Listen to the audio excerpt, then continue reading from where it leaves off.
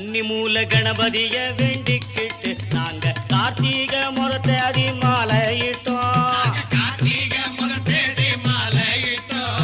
கன்னி மூல கணபதிய வேண்டிக்கிட்டு நாங்க கார்த்திகை முறத்தேதி மாலை